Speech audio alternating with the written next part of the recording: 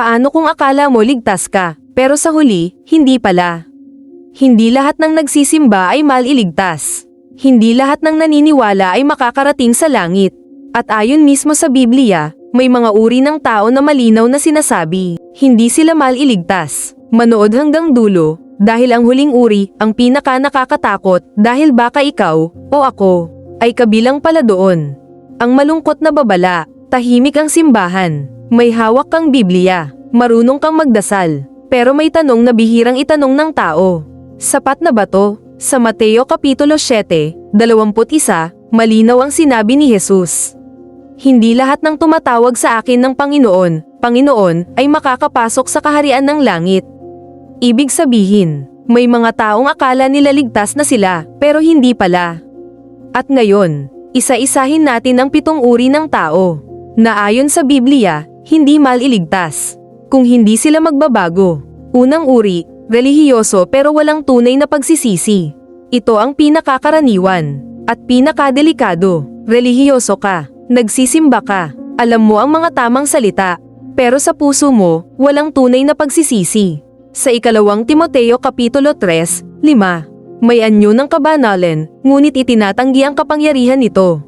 Ibig sabihin, mukha kang banal sa labas, pero walang pagbabago sa loob. Nagdarasal ka, pero inuulit mo pa rin ang parehong kasalanan. Nang walang balak magbago. Ang tanong, kung hindi mo talaga kinamumuhian ang kasalanan, paano mo masasabing mahal mo ang Diyos? At mas masakit pa, may mas masahol pang uri kaysa rito. Ikalawang uri, alam ang totoo, pero pinili ang kasinungalingan. Ito ang taong alam ang tama, pero sinadyang piliin ang mali. Sa Roma Kapitulo 1, 25, pinalitan nila ang katotohanan ng Diyos ng kasinungalingan. Hindi sila ignorante, hindi sila walang alam. Alam nilang mali, pero ginawa pa rin. Alam nilang kasalanan, pero ipinagtanggol pa. Ito ang taong nagsasabing, ganito na talaga ako. Okay lang to, mabait naman ang Diyos. Pero ang tanong, kung paulit-ulit mong tinatalikuran ang katotohanan, hanggang kailan ka hihintayin ng biyaya? At kung akala mo ito na ang pinakamasama, may mas mabigat pa. Ikatlong uri, mapagkunwari. Ito ang uri ng tao na banal sa harap ng iba, pero baligtad kapag walang nakakakita. Sa Mateo Kapitulo 23, 27, tulad kayo ng mga libingang pinaputi, maganda sa labas, ngunit puno ng kabulukan sa loob. Sa social media, mukha kang godly, pero sa totoong buhay, mapanira, mapagmataas, walang awa, mas iniingatan ang imahe, kaysa ang karakter. Tanong, kung nakikita ng Diyos ang lahat, kanino ka ba talaga nagpapanggap? At may isang uri ng tao na mas pinipili ang sarili kaysa sa Diyos. Ikaapat na uri, mahal ang sarili, hindi ang Diyos. Sa 2 Timoteo Kapitulo 3, 2, ang mga tao ay magiging maibigin sa sarili. Hindi masama ang magmahal sa sarili. Pero kapag sarili na ang Diyos mo, doon nagkakaproblema. Kapag ang tanong mo palagi ay, ano ang gusto ko? Ano ang pakinabang ko? At hindi, ano ang kalooban ng Diyos? Kapag handa kang sundin ng Diyos, hanggat komportable ka, pero sa oras na may sakripisyo, umaayaw ka na. Reality check, hindi mo pwedeng sundin ang Diyos sa sarili mong terms, pero may isang uri pa na mas tahimik, pero mas nakakatakot. Ikalimang uri, walang pag-ibig sa kapwa. Ito ang taong nagsasabing mahal niya ang Diyos, pero galit sa tao.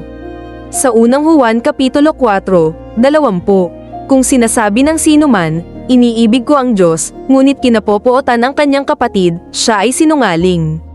Nagdarasal ka, pero mapanghusga. Nagbabasa ka ng Biblia, pero walang awa. Kung wala kang pag-ibig, wala ring patunay na ang Diyos ay nasa iyo.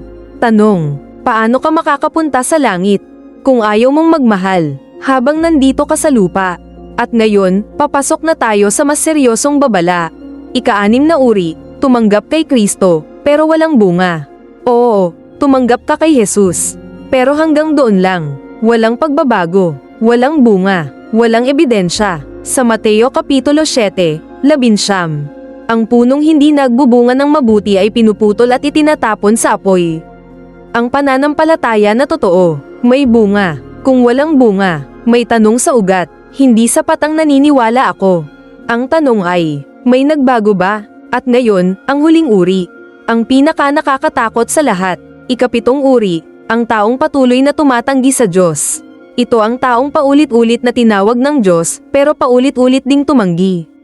Sa Hebreo Kapitulo 3, 15. Ngayon, kung maririnig ninyo ang kanyang tinig, huwag ninyong patigasin ang inyong mga puso. Hindi sila biglang nawala, unti-unti lang silang naging manhid. Hanggang isang araw, wala na silang pakialam. Ito ang pinakamapanganib dahil habang may buhay, may pagkakataon. Pero paano kung dumating ang araw na hindi ka na tumutugon? Hindi ito video para manghusga.